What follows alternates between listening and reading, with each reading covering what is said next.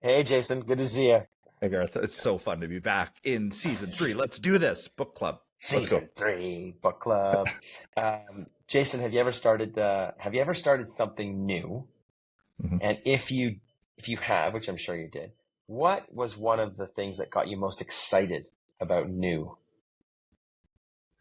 This is going to sound super cliche, Garth, but I get excited about the opportunity to form new habits and fail and succeed and actually like celebrate it with the people around me. Like Oh, that's I've nice. been motivated by outcomes sometimes, like not outcomes, but like by opportunity to experience something new. And I just love experiences where I get to experience it and then share it. I think that's a pretty big one.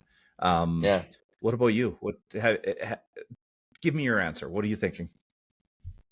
Well, yeah, I love to start new things. Every year, like this past summer, there's 10 of us, and we do a mystery trip and we travel somewhere. One of Oh us yeah, organizes the whole thing. We don't know where we're going until the morning of. All we get is a bill and a packing list. And amazing. yeah, there's certain constraints. Yeah. We've been doing it for about 8 years now. And this past June, we went to Prince Edward Island, and we went to the inn at Bay Fortune. And I Oh had wow. no Okay. idea, no idea what we were getting into. I met Chef Michael Smith, who's apparently a legend, A legend. I've and heard of him. Yes. yeah, yeah, yeah. And I just love being exposed. I know what food is. I love to cook. I would consider myself a foodie, but now like the curtains have been pulled back, and I'm excited to know more about what I don't know about something. That's what excites me about new. And Okay. so So listeners, yeah. I have a question for you, Garth. What could that possibly have to do with our podcast today? Well, we're starting something new today, Jason. We're We starting are. something, so I'm excited to pull back the curtains a little bit more on not only like our discussions about what leadership is, and pull back the curtains on leading through these books that we're doing. I'm really excited to learn more about you through these books. Pull the curtains back a little bit more on Jason Rogers and who Hmm. he is as a leader. You know what? I think this is going to be our best season yet. And it's not because of that, but I think it's because of the great guests and the literature we're going to cover. It is just so stacked. It is a stacked book club, and Yeah, I can't wait to get into it. I think people are going to love this one. Let's get into Outraged. What do you say? yeah, absolutely. So enjoy this new season with new guests. Thanks, everybody. Amazing. Enjoy the show. Lassoing leadership sharp and true. Beard's Book Club got wisdom for you. Turn the pages, let the stories flow. Unpacking lessons as we grow. Welcome to Lassoing Leadership Season 3, Beard's Book Club. I'm Jason Rogers. And I'm excited. I'm Garth, and I'm super excited about this. The first podcast in this new project, Beard's Book Club. Jason, let's just take a quick second to remind our listeners what this book club is about. Garth, I too am super excited about this. It's good to be back into season 3. Who knew that we'd get this far together? And I love the idea of this project where we're bringing our listeners into the conversation around books, but also the cycles of our school year. Hmm. And I think cycles of organizational years as well, if you're not inside schools. But we all know that we come to new quarters or new terms or new years with excitement and exuberance, but also a wariness of people and their concerns as they move into a new academic year. And I think sometimes we are talking about how do we navigate those waters of uncertainty, of people who are stressed about new things in their world. And that's really what we're looking at with this first book. And as we move through the year, we're going to follow the ebbs and flows of the school year. Sometimes we're energized and excited, much like the start of the year. Sometimes, we need just a bit of a pick me up, something to Yep. lift us out of the doldrums. And, sometimes we're just looking forward to the end of the next school year and a rebirth, if you will. So we're going to follow those ebbs and flows of the cycle of a school year through books that we are reading. And I can't wait to talk to the authors of these books to get a little bit more insight. Yeah. And so today, we're going to introduce our first book club book. It's Outraged by Kurt Gray. And, Garth, what a great pickup! This is I all know. you. I mean, this is a book you talked about in season 2, Yeah. and what a great pickup! This is Yeah. amazing. Thanks, buddy. It's great. Recommended to me through Adam Grant. Just following this guy on LinkedIn, and he recommended it. So super excited to have Kurt on the pod. And some of you might be thinking, in light of what Jason was saying, we're at the start of the school year. We're at the start of this new dawn of these new beginnings and all these things. Why pick a book like Outraged? And I think Jason agrees, is that this is something we need to be aware of. Outrage, the growing outrage. And so this is a proactive book to make sure that you can access the excitement, access all those beautiful moments. This book doesn't just unpack a cultural moment. It actually helps decode one of the biggest leadership challenges of our time: moral outrage. This notion of like polarization. It's pretty special. So Jason, why do you think this book now in this school year? Well, I think we have to have access to empathy as we move throughout the school year. And I think by grounding ourselves in empathy at the start of the year, it creates conditions for a practice or a habit as we move, setting the foundation for that as a solid reminder. And I think Kurt and this book really does that. It allows us to step back, sit down, deeply empathize, better understand people in our world, and approach them, I think, in a kinder, more compassionate way, frankly. And I think that's, really what we've been talking about for the last 2 seasons in Lassoing Leadership. And I think it's a great place to jump off into this season. What do you think, Garth? Yeah, I think this book now, because outrage, this emotion, it sneaks up on you. It sneaks up on people. You don't know when it's going to be coming. So let's be honest, outrage is everywhere. And too often it feels like something we need to suppress. But as Kurt writes in his book, outrage is often a moral signal, an emotional flare that tells you the need to change.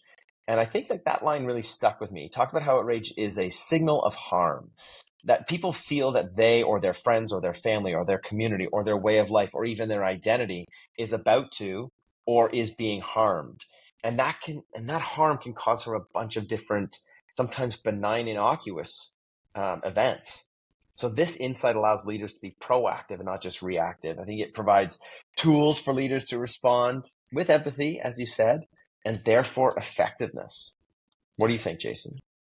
Oh, I mean, the truth is, moral outrage is not always bad. And I think Kurt hits that as well. It can fuel social progress and sharpen our values if we're prepared for it. And I think this is about preparation. I mean, in season 2, one of our guests said to be, superhuman, you've got to be super prepared. And I think this is being prepared in that space. But outrage can also lead to polarization, performative behavior, and gridlock. And so school leaders sit right in the middle of all of that tension. And I think that's why this work is so hard. So how do we tap into these emotions and channel them more effectively so we could be more effective for our schools and for our organizations and for the people we serve? Yeah. And I think Kurt does a great job answering this, as we learn from the book and from the interview too. Like, the answer is full of nuance, and that is not easy at all. Yeah, I'm super curious, Garth. I mean, you kind of put out that nuance word, but I'd like to dig into it. What is the nuance you speak of, Garth? Can you round that out for our listeners a little bit more?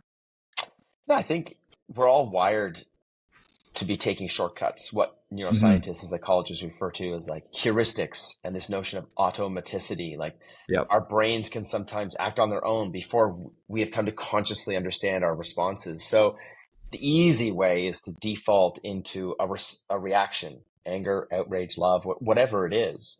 But Kurt writes, my research suggests that a harms-based mind can explain all human moral judgment, but only if harm is correctly understood. When I say harm, what I really mean is the perception of interpersonal harm, mistreatment, not mere suffering. And so one of the big takeaways for me is the role of storytelling, right? Right. The role that we can get behind, and we have to listen very intently and get behind the story of harm that's happening to somebody else, which requires a great deal of empathy, as you mentioned. So Gray recommends, like across dozens of studies, he writes, we consistently find that sharing personal stories of harm is a powerful way to bridge moral and political divides. Because we humans have harm and we are story-based minds, narratives of suffering are key to fostering respect across politics, across, houses, across neighbors, across classrooms. And it's an insight that can help real world moral conflict. And so for me, that's why it's so hard. It's not easy to lean into this work, but I think Kurt does make it accessible to us. What about you, Jason? Well, before I jump into my takeaway, I'll just comment, Garth. I think Bart from season 2 would completely agree that storytelling is a massive part of leadership communication. And I think better understanding the stories we tell ourselves and the stories we tell others is this idea of like internal storytelling versus external storytelling and how those come together to inform our leadership. And I think this book, Outraged, really does lean in on that as we try to make sense of other people's perspectives, frankly. And I think that's huge. And I mean, there's another part where Gray says moral outrage is more about who we are than what we do. It's important because school leaders, we're shaping cultures where identities and values are consistently in play. I can't tell you how important this is to understand from a school leadership or leadership in general standpoint. In general, yeah, for sure. He writes, just as harm is the universal currency of moral judgment, feeling of victimhood victimhood are the universal driver of internal group conflict. I mean, we could unpack that for the rest of this podcast, the rest of the season. I mean, our job as leaders, I believe, is to hold space for strong feelings and keep our community moving forward, right? He has a great tip. Gray offers a strategy for having these type of story exchanges with competing groups. Tip 1 is connect. There's nothing more affirming nor powerful than sharing your perspective than being asked good questions. And I think we all see that in our lives as those people are the best connectors, are the people with the best questions. And I think Gray leans into that. Yeah, absolutely. The second tip is to invite. If you are inviting them to share their story, it signals your intention to learn. And so that's tip number 2. And tip 3 is to validate. So acknowledge that together, you hold moral convictions and they're different than yours potentially, but are just as important and as meaningful to their identity as your conviction is to your identity. So I think feeding that back through a cycle of understanding is important. And that's basically why we chose this book. It's not just a diagnosis of why there is outrage in the world. It's a framework. It helps us ask better questions, I think, of ourselves and the role that leadership plays in today's society, in today's organizations. It asks us to ask ourselves better questions. What is the outrage rooted in? Is it signaling injustice or is it performative? Yep. And then one of the other questions that Kurt recommends is, am I managing outrage or am I helping my community process it? And I think that's such a huge thing. And I always go back to Seth Godin, says, if you focus on the important things, less urgent things tend to arise. And I think this is a great example of why we chose this book as being number 1. It's a great example of attending to the important things, how you listen, how you invite other people in, like all these tips. I think it's just so important how you validate, because that's being proactive of things that, like when it comes to outrage, it can sneak up on you. As I said earlier, it can flare up and you have to be ready for it. And Gray offers some clear strategies too, like recognizing moral dyads, how people frame victims and villains in narratives and outrage, or understanding outrage fatigue, which is like a very real thing too in leadership and in our communities. That sense of constant tension between and the toll it takes on trust and resilience. Such an important book for this time in the world, but also this time in our schools and leadership. Yeah. And you know what's wild is that some of these practices we already do as leaders. We already do as educators.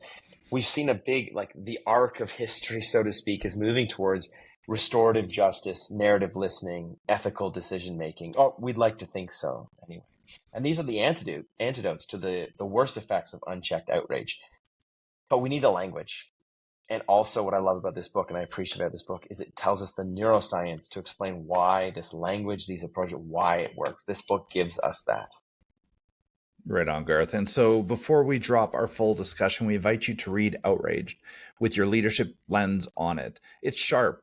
It's unsettling at times. And ultimately, I think it's hopeful. It doesn't say, let's shut outrage down. It asks, how do we understand it? How do we use it so that we can lead better? Because, yeah, absolutely, Jason. Totally agree. Because leading today isn't just about what we say, it's about how we respond. And I love that you harkened back to our friend Bart, season 2.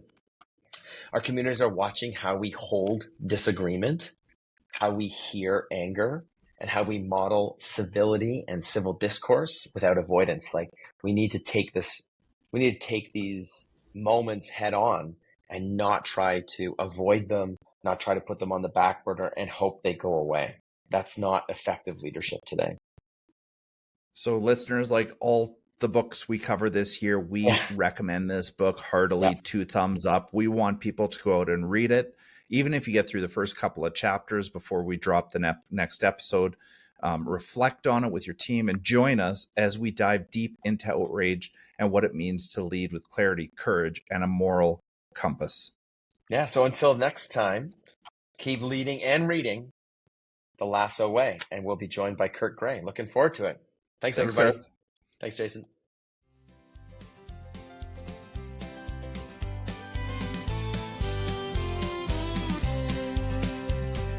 Grab your coffee, grab your seat. It's time to learn, it's time to meet. Garth and Jason setting the tone. Leadership lessons to take back home. Lassoing leadership sharp and true. Beard's Book Club got wisdom for you. Turn the pages, let the stories flow. Unpacking lessons as we grow. Keep leading the lasso way. Together we'll grow stronger every day. So plug in your headphones and let